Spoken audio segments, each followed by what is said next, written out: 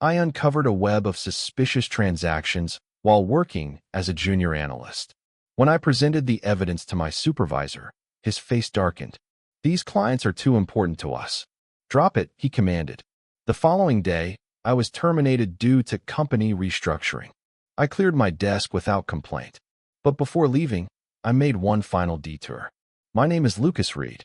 I was 26 years old and had been working as a junior financial analyst at Monarch Capital Advisors in Seattle for almost 2 years. Most of my days were spent immersed in spreadsheets, hunting for anomalies others might overlook. I wasn't particularly skilled at corporate networking. I rarely attended after-work gatherings. What I excelled at was data analysis. Numbers reveal truth, and patterns emerge clearly if you know how to look for them. That's why the Blackwood Consortium accounts troubled me. Small discrepancies at first. Payment amounts that didn't align with our internal records. Transfer numbers that cycled through the same 3 destinations. Vendor names that seemed legitimate but lacked verifiable websites or addresses. Nathan Parker was my direct supervisor. Spacious corner office, designer watch collection displayed proudly on his shelf. When I tapped on his door that Thursday morning, a folder tucked under my arm, he motioned me in without looking up from his monitor. "What's up, Reed?" I placed the folder on his desk. I discovered something unusual in the Blackwood accounts. His eyes darted to the folder, then back to me. "Unusual how?" I pointed to the highlighted sections. "These transactions are flowing through shell companies. Same routing patterns, same inflated amounts. It's systematic." Nathan flipped through the pages. His expression hardened with each turn. When he closed the folder, his hand rested on it a beat too long. "These clients are too important to us." "Drop it," he said. I didn't challenge him, just nodded. Understood. What he didn't know was that I had already created digital copies of everything. Something in his tone suggested I might need them. The next morning, Vanessa from Human Resources called me in. The company was restructuring. My position was being eliminated. Nothing personal. A severance package would be deposited. "Please vacate my desk by noon." No one made eye contact as I packed my belongings. It's astonishing how quickly you become invisible. I moved to Seattle 4 years ago after completing my master's degree in financial analysis. My grandfather had left me enough money to clear my student debt, but little else. He always told me, "Trust your instincts, Lucas. Numbers don't deceive, but people certainly do." He'd raised me after my parents were killed in a house fire when I was 10. Monarch Capital Advisors wasn't my dream workplace, but it had a solid reputation in the industry. I kept a low profile, worked 60-hour weeks, and built a reputation as dependable, if not outstanding. Nathan hired me personally and said he appreciated my meticulousness. "People overlook things," he told me during my interview. "I need someone who doesn't." In retrospect, there were indications something wasn't right. The Blackwood Consortium accounts were off-limits. Only designated personnel handled their transactions. Questions about their portfolio were deflected or met with vague responses. Once I overheard Nathan on the phone saying, no one's asking questions. It's proceeding exactly as we discussed." I ignored these warning signals. I was building something meaningful here. Respect, a career, financial security. I didn't want complications. There was a senior analyst, Sophia Chun, who worked in compliance 1 floor below. We'd occasionally encountered each other in the break room. She had a reputation for being thorough, even intimidating. Once she'd visited my desk to verify a discrepancy I'd flagged in another account. "Good catch," she'd remarked, surveying my cubicle with its methodically organized files. "Not everyone takes the time to examine things this carefully." "Just doing what I'm paid for," I'd replied. She'd studied me for a moment. "Keep it that way." Then she handed me her business card. "If you ever encounter something that doesn't add up, my door's always open." I'd kept her card in my wallet behind my driver's license. Never thought I'd need it. There was another red flag I'd missed. 2 months earlier, another analyst, Marcus, had been dismissed. Abruptly. Office gossip was that he'd been asking too many questions about certain accounts. I'd assumed he'd made a significant error. Now I wondered if he'd discovered what I had. The day before I discovered the pattern, Nathan had invited me to lunch. Unusual. He'd never done that before. He inquired about my professional goals, whether I was satisfied at Monarch, and mentioned I had potential. Looking back, I believe he was assessing me, determining if I could be trusted to remain silent.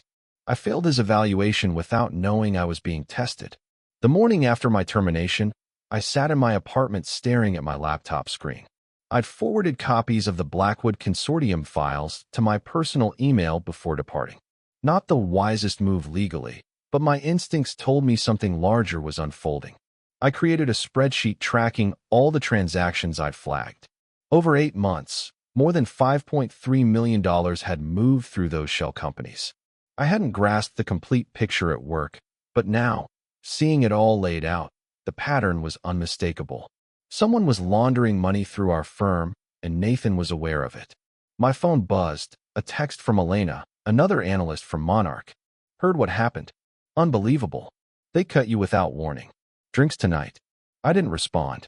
I couldn't articulate what I was contemplating, and I wasn't certain who remained trustworthy. I removed Sophia Chen's card from my wallet. Her direct number was printed beneath her email. My finger hovered over my phone. What would this accomplish? I was already unemployed. Challenging a mid-sized investment firm would be costly, exhausting, and potentially career-ending. I'd be labeled a troublemaker. Perhaps I should simply move forward, secure another position. Forget what I'd uncovered. My apartment suddenly felt claustrophobic. I grabbed my keys and went for a drive. Found myself at the waterfront park where my grandfather used to take me when I visited him as a child. I sat on a bench watching sailboats glide across the bay, children chasing seagulls. Trust your instincts, Lucas. I could almost hear his voice. What did my instincts tell me now? That something corrupt was happening. That people with wealth were violating regulations and harming others. That Nathan had chosen his allegiance, and it wasn't the ethical one. And that I faced a critical decision. When I returned home, I printed all 348 pages, organized them chronologically, added labels for each suspicious client, and wrote a detailed summary of my findings. Then I placed everything in a large manila envelope. I no longer felt angry, just resolute, focused. I sent one email to Sophia Chun, brief and direct. I found something you should see. Can we meet tomorrow? Her response arrived 30 minutes later. My office, 8:30 a.m. That night, I slept better than I had in months. Sophia's office was more modest than I'd expected. No window, just walls lined with regulatory manuals and filing cabinets. She gestured to the chair opposite her desk as I closed the door. I'm no longer employed here, I said, placing the envelope before her. But I thought someone should know about this. She didn't immediately open it. Tell me what I'm looking at first. I explained what I discovered. The shell companies, the routing patterns, the inflated invoices. How Nathan had instructed me to ignore it. And how I'd been terminated the following day for restructuring reasons. Sophia's expression remained neutral as she listened. When I finished, she opened the envelope and began examining the documents. You retained copies of internal financial records, she said finally. Not a question. Yes. That violates company policy. Potentially illegal. I know. She studied me for a prolonged moment. What do you want from this, Lucas? Nothing. I just couldn't walk away knowing what was happening. Sophia sighed and closed the folder. I'll investigate this, but I can't promise anything. She slid the envelope into her desk drawer. And you should understand this could severely impact you. I stood to leave. I understand. Do you? Monarch has influential clients and expensive attorneys. If you're correct about this, people will lose their positions, possibly face incarceration. They'll fight ruthlessly. They already fired me. What else can they do? I got my answer 3 days later when a certified letter from Monarch's legal department arrived at my apartment. They were accusing me of theft of proprietary information, breach of confidentiality, and defamation. They demanded I return all company documents immediately and sign a statement withdrawing any allegations I'd made about improprieties.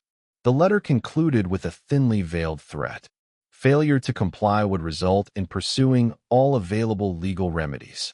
That afternoon, my phone rang. Unknown number. Lucas, it's Nathan. We need to talk. My heart raced, but I kept my voice steady. I don't think that's advisable. Look, things escalated unnecessarily. I know you're upset about losing your position, but this isn't the way to handle it. If you abandon this now, we can arrange something. Perhaps even bring you back onto the team. What team would that be, Nathan? The one that overlooks clients laundering money. Silence on the line. Then, you have no idea what you're talking about or who you're dealing with. These people. He stopped himself. Just meet me for coffee. 20 minutes. No, thanks. You're making a mistake, Reed. A significant one. After I hung up, I called an attorney. The consultation fee nearly equaled a full day's salary from my previous position, but I needed to understand my position. The lawyer, Melanie Reeves, specialized in corporate whistleblower cases. She listened to my story without interruption. You've placed yourself in a vulnerable position, she said when I finished.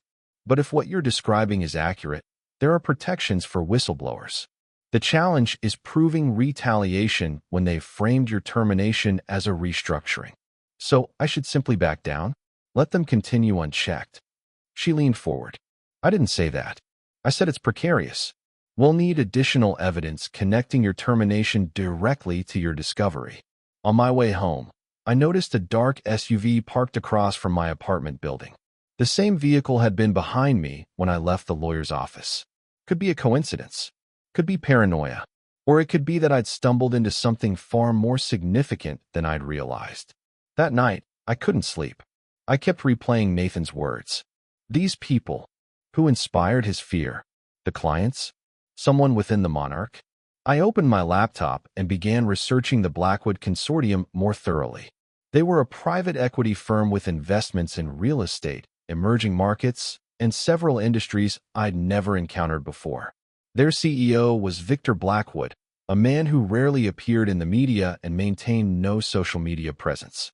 The company website was sophisticated but ambiguous about their actual holdings. Then I discovered a small news item from 4 years ago, before I joined Monarch. The Blackwood Consortium had been under SEC investigation for potential securities fraud. The case had been unexpectedly abandoned.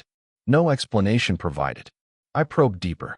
Found an archived article mentioning that the lead SEC investigator had abruptly retired mid-investigation. Coincidence? A knock at my door startled me. It was nearly midnight. I peered through the peephole. Sophia Chin stood in the hallway, looking tense. "May I come in?" she asked when I opened the door. I stepped aside. She entered quickly, glancing behind her before I closed the door. "Were you followed?" I asked, only half joking. She didn't smile. "Perhaps. I'm not certain." She placed her bag on my kitchen counter and extracted a flash drive. I found more. Substantially more. You only scratched the surface. She connected the drive to my laptop. Folders appeared, labeled by date, extending back 6 years. "The Blackwood accounts aren't the only ones," she said, opening documents. "There are at least 4 other client groups operating similar schemes. All high value, all protected." Protected by whom? Sophia met my gaze directly. By Richard Monarch himself. Richard Monarch, the founder and CEO of the firm. The man whose name adorned the building. How extensive is this? I asked. The CFO is definitely implicated. Likely the head of client relations, too. They've been transferring money offshore, using our firm to legitimize it. I sank onto my couch. Why are you showing me this? Why not approach the authorities directly? I needed to be certain first. She hesitated, and I needed someone else who was aware, someone outside the company. Insurance. Insurance? Against what? 4 years ago, an analyst named Daniel Reeves discovered something similar. He contacted the SEC directly. 2 days later, he died in a motorcycle accident. My mouth went dry. You think? I don't know what to think. But his notes specifically mentioned the Blackwood Consortium. I stared at the screen, at the intricate web of transactions and names. This wasn't merely fraud. This was organized, systematic, protected at the highest levels. What's our next step? I asked. Sophia closed the laptop. We approached someone incorruptible, someone beyond their sphere of influence. She withdrew a business card from her pocket and placed it on the table. Federal Bureau of Investigation. I have a contact, she said. Someone who specializes in financial crimes. But once we proceed, there's no reversing course for either of us. I thought about Nathan's warning, about the dark SUV, about Daniel Reeves. When do we meet them? I asked. Tomorrow. If you're committed. I nodded. I'm committed. After Sophia left, I duplicated all the files from her flash drive, then concealed it behind a loose tile in my bathroom. Insurance of my own. That night, I packed a bag and didn't sleep in my apartment. Some instincts you learn to trust. The FBI office was unmarked, tucked away in a nondescript government building downtown. Agent Maya Rodriguez didn't match the FBI agents portrayed in films. No formal suit, no stern demeanor, just a woman in her 40s with sensible footwear and weary eyes. Tell me everything, she said. From the beginning. For the next 2 hours, Sophia and I outlined what we knew. The shell companies, the money movements, the restricted access to certain accounts, the retaliation, the possibility of a connection to an earlier investigation. Agent Rodriguez took notes, asked incisive questions, and occasionally made calls to verify specific details. When we concluded, she leaned back in her chair. If your assessment is correct, this is a significant case. Money laundering on this scale typically involves other criminal enterprises. Drug trafficking, corruption, tax evasion. So you'll investigate? Sophia asked. We already are. Your information corroborates something we've been developing for months. She looked at me. But we'll need your testimony. That means going on record, potentially in court. Eventually, I contemplated my career prospects after becoming known as the person who brought down his former employer. About Nathan's warning. About my grandfather's voice in my head. I'll do it. Agent Rodriguez nodded. We'll need to proceed cautiously.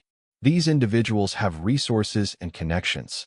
For now, tell no one about this meeting. She handed each of us a card with just a phone number.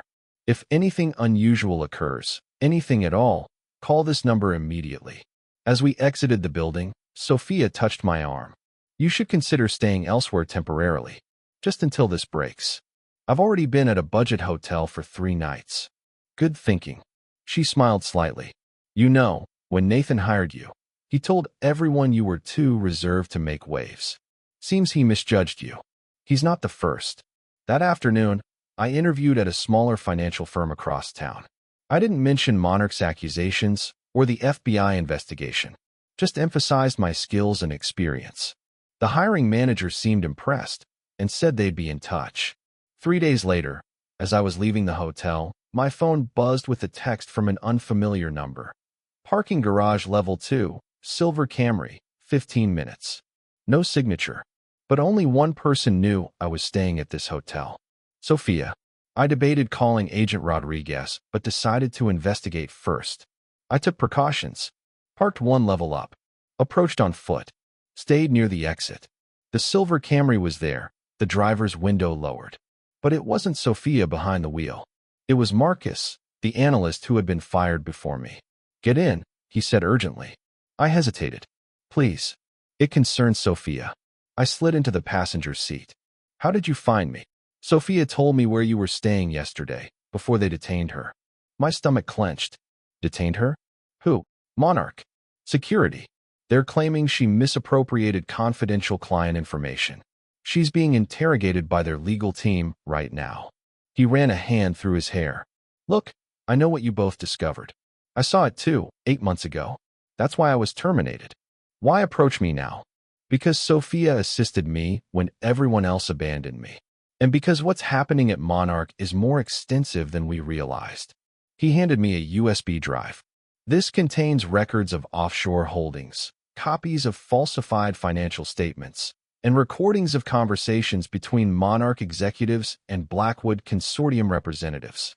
Sophia managed to extract it before they secured her computer. I stared at the small device. Why not deliver this to the FBI yourself? Because the Monarch has connections everywhere, even in law enforcement. Sophia thought you might have a contact we could trust. He looked at me expectantly. Do you? I thought of Agent Rodriguez. Her tired eyes, her immediate recognition of what we'd presented. Yes, I said. I believe I do. I called the number on Rodriguez's card from Marcus's car. Informed her what had happened to Sophia. Within the hour, we were in a different FBI office with different agents, creating a secure copy of Marcus's files. By evening, events accelerated. Sophia was intercepted by FBI agents as she departed Monarch's offices, ostensibly for her protection. Warrants were being prepared, and I was relocated to a secure location until everything unfolded. The last person I called was my lawyer, Melanie. "They're moving tomorrow," I told her. "I need you to present it to me." "I'll be there," she assured me. "And Lucas, regardless of the outcome, you acted appropriately." That night, alone in an anonymous hotel room provided by the FBI, I reflected on how rapidly life can transform. 3 weeks earlier, I was simply an analyst performing my job. Now I was central to what Agent Rodriguez described as one of the most significant financial fraud cases of the decade. I no longer felt afraid, just prepared. The raid commenced at 8:47 a.m. on a Monday. FBI agents entered Monarch Capital Advisors through every accessible entrance as they secured the premises. Other teams simultaneously executed search warrants at the residences of Richard Monarch, the CFO, and 4 senior partners. They also arrived at the Blackwood Consortium headquarters in downtown Seattle. I observed from Agent Rodriguez's vehicle parked across the street. Employees streamed out of the building, appearing confused. Some were being interviewed by agents on the sidewalk. Others simply clustered in groups, checking their phones, trying to comprehend the situation. Then I saw him, Nathan Parker, being escorted to a black government vehicle.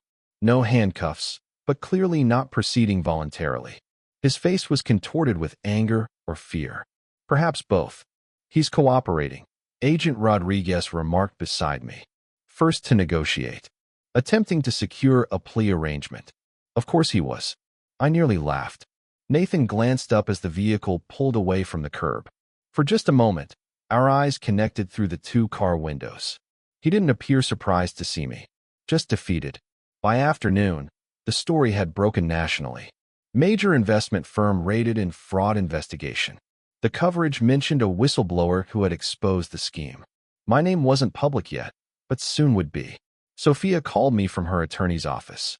"They're offering immunity to lower-level employees who cooperate," she reported. "The executives aren't as fortunate." Richard Monarch was arrested at his home. They discovered partially burned documents in his fireplace. What about the Blackwood Consortium? Victor Blackwood is nowhere to be found. Apparently, they left the country last week, but they've frozen the company's assets. 2 days later, I sat in a federal prosecutor's office reviewing my testimony again. The evidence was overwhelming.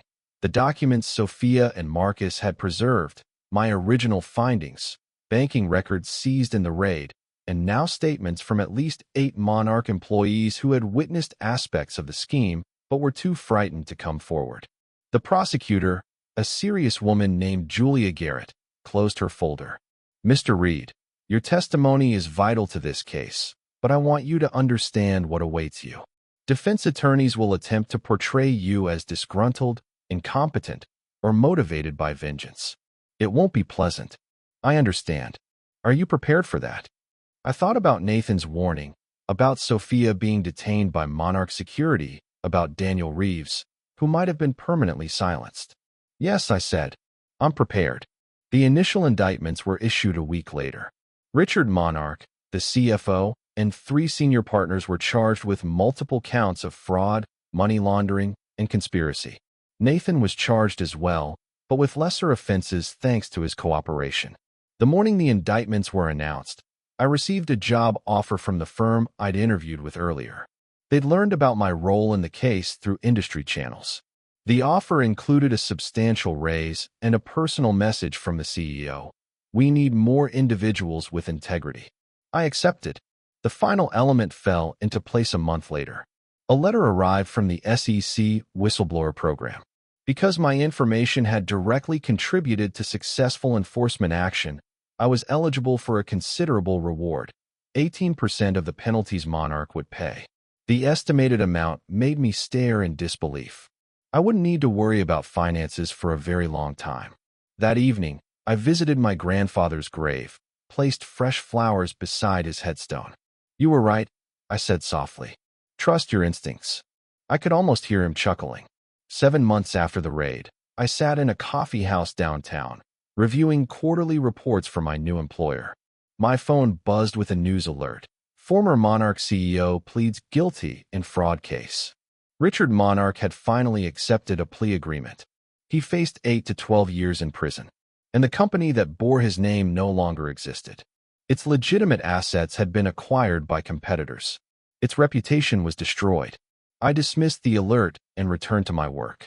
The scandal had faded from headlines, supplanted by newer crises and controversies.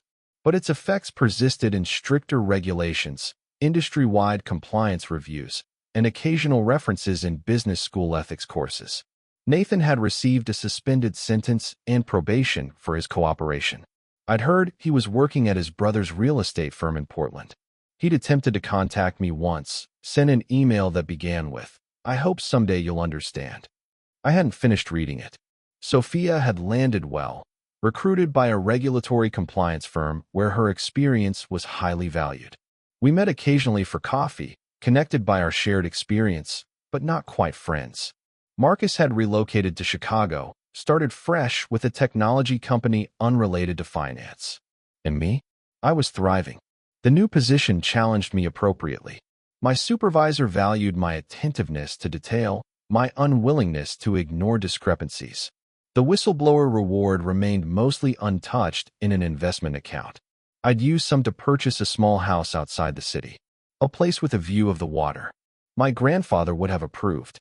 I still checked my surroundings more frequently than most people, still maintained encrypted backups of important documents, still trusted patterns more than assurances.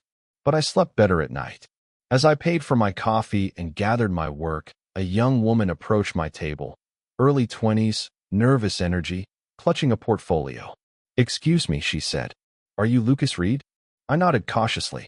"I'm Zoe. I just started at Meridian Financial, my new employer. They suggested I speak with you about their compliance protocols, that you're the ideal person to explain why they're essential." I studied her for a moment, eager, earnest, reminiscent of myself not so long ago. "Have a seat," I said, gesturing to the chair across from me. "Let me tell you a story about patterns and why they matter." She sat down, opened her notebook, pen poised. "Ready?" I began at the beginning. Sometimes the most powerful action isn't creating noise. It's simply refusing to look away when everyone else does.